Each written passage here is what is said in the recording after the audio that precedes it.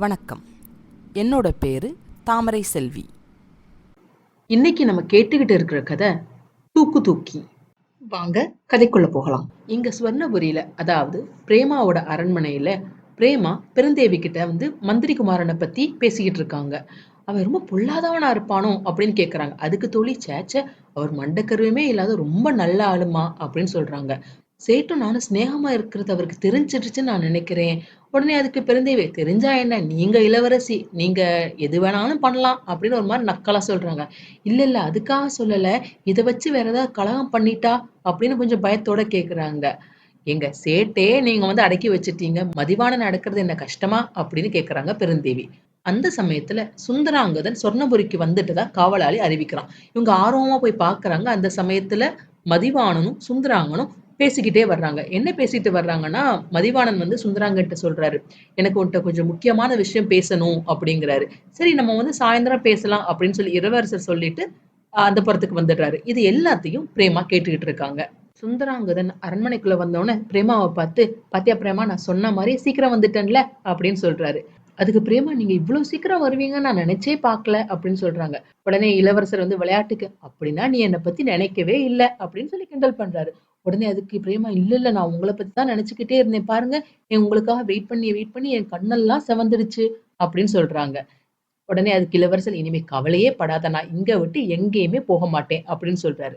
அதுக்கு பிரேமா, ஆமா, நீங்க இப்படித்தான் சொல்லுவீங்க, கடைசியில உங்களோட ஃப்ரெண்டுன்னு சொல்லி அவர் கூடயே தான் எப்ப பார்த்தாலும் இருப்பீங்க அப்படின்னு கம்ப்ளைண்ட் பண்றாங்க. அதுக்கு அவனோட பெஸ்ட் ஃப்ரெண்டு இல்லையா, அவனை நான் எப்படி சந்திக்காம இருக்க முடியும் அப்படின்னு சொல்றாரு. ஆனா அதுக்கு இளவரசி எனக்கு நீங்க அவர் கூட பழகுறது சுத்தமா பிடிக்கல அப்படின்னு சொல்றாங்க. உடனே அதுக்கு ஹீரோ, அவன் ரொம்ப நல்லவன், அவனை பத்தி இப்படிலாம் சொல்லாத, உனக்கு யாரும் தெரியாதவங்க அவனை பத்தி சொல்றாங்க அப்படின்னு இவர் சொல்றாரு. இல்லங்க, அவர் நல்லவரா இருந்தா அவர் மேல டெய்லி ஒரு கம்ப்ளைண்ட் வந்துகிட்டு இருக்கு, பொய்க்காரன் அப்படின்னு சொல்லி நிறைய கம்ப்ளைண்ட் வந்துகிட்டு இருக்கு அப்படின்னு சொல்றாங்க பிரேமா. ஆனா அதெல்லாம் எதுவுமே ஹீரோ நம்பல. அப்படி தப்பா ஏதோ சொல்றாங்க, அதெல்லாம் உண்மையே கிடையாது அப்படின்னு இவர் மறுக்கிறாரு. ஆனா பிரேமா கடைசியில என்ன சொல்றாங்கன்னா, நீங்க தான் அப்படி சொல்றீங்க, நான் உங்ககிட்ட சொல்லக்கூடாதுன்னு நினைச்சேன், பட் ஆனா சொல்ல வேண்டிய நேரம் வந்துருச்சு. அடிக்கடி அந்த புறத்துக்கு வர்றாரு, ஏன் வந்தீங்க அப்படின்னு கேட்டா, இல்ல சாரி மன்னிச்சிருங்க அப்படின்னு சொல்லி மலிப்பிடுறாரு. இதுவா நல்லவன் பண்ற காரியம் அப்படின்னு சொல்றாரு.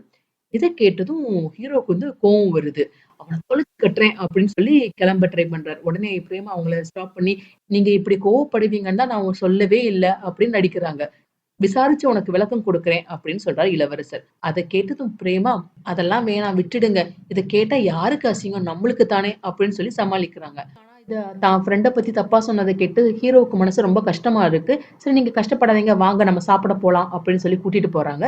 சேட்டோட வீட்டுக்கு பெருந்தேவியை அனுப்பி வைக்கிறாங்க பிரேமா. எதுக்குன்னா, இளவரசர் இருக்கார், அதனால இப்போதைக்கு அரண்மனை பக்கம் வர வேணாம் அப்படின்னு சொல்லி அனுப்பியிருந்தாங்க பிரேமா. அடுத்த மெசேஜ் வர்ற வரைக்கும் அங்க வரவே கூடாது அப்படின்னு சொல்லிட்டு போறாங்க பெருந்தேவி.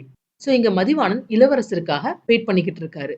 சோ கொஞ்சம் ரொம்ப லேட்டா இளவரசர் வராரு. வந்த உடனே ஒரு மாதிரியா மதிவாணன் மேல குறை சொல்ற மாதிரி பேச ஆரம்பிக்கிறாரு ஹீரோ.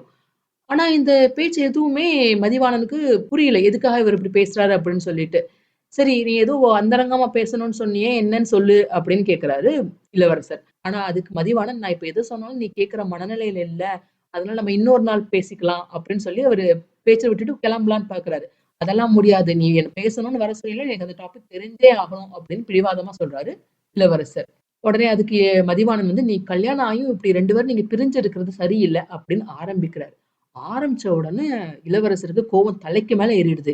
நீ நல்லவங்கிறத காட்டுறதுக்காக பழிய அடுத்தவங்க மேல போடுறியா அப்படின்னு சொல்லி திட்ட ஆரம்பிக்கிறாரு. நல்லவன் பண்ற காரியமா நீ பண்ணிக்கிட்டு இருக்க அப்படின்னு அவர் மேல குறை சொல்றாரு. இதை கேட்டதும் அந்த ஃப்ரெண்டுக்கு பயங்கர அதிர்ச்சி. என்னையா எப்படி கேக்குற அப்படின்னு அதிர்ச்சியோட கேக்குறாரு.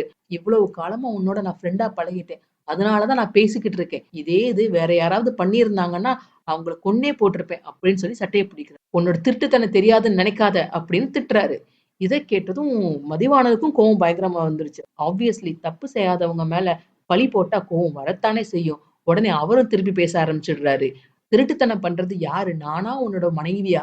அயோக்கியத்தனம் பண்றது நானா இல்ல உன் மனைவியாங்கிறது சீக்கிரமே உனக்கு தெரிஞ்சிரும் அப்படின்னு சொல்லிட்டு போறாரு. பட் அதுக்கு போறதுக்கு முன்னாடி உன் ஒய்ஃபுக்கும் அந்த சேட்டுக்கு இருக்கிற கனெக்ஷன் அட்லீஸ்ட் மத்தவங்ககிட்ட கேட்டாவது தெரிஞ்சுக்கோ அப்படின்னு சொல்லிட்டு அவர் போயிடுறாரு.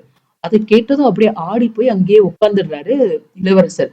அந்த சமயத்துல அவங்க ஒய்ஃப் பேசினது, மதிவாணன் சொன்னது, அந்த வாக்கியத்துல சொன்னது எல்லாம் அவர் மனச போட்டு குழப்புது. சோ அந்த சமயத்துல வந்து பிரேமா வர்றாங்க. இவர்கிட்ட ரொம்ப ஆசையா பேசுறாங்க. பட் ஆனா அதுக்கு இளவரசர் எதுவுமே சொல்லாம, "நான் உடனே சீக்கிரம் கிளம்பணும்" அப்படின்னு சொல்லிட்டு அந்த இடத்த விட்டு கிளம்பிடுறாரு. நம்ம ஹீரோ எங்க போறாரு? அடுத்து அவர் என்ன பண்ண போறாரு? இது எல்லாத்தையும் அடுத்த வீடியோல பார்க்கலாம். இந்த பதிவு உங்களுக்கு பிடிச்சிருந்ததுன்னா லைக் பண்ணுங்க, ஷேர் பண்ணுங்க, சப்ஸ்கிரைப் பண்ணுங்க. நான் போடுற வீடியோஸ் உடனுக்குடன் உங்களுக்கு தெரிஞ்சுக்கிறதுக்காக நோட்டிபிகேஷன் பெல்லையும் கிளிக் பண்ணுங்க. என்னங்க, கதை சுவாரஸ்யமா போய்கிட்டு இருக்கா? மிச்ச கதையை அடுத்து வரும் பதிவுகள்ல கேட்கலாம். நன்றி, வணக்கம்.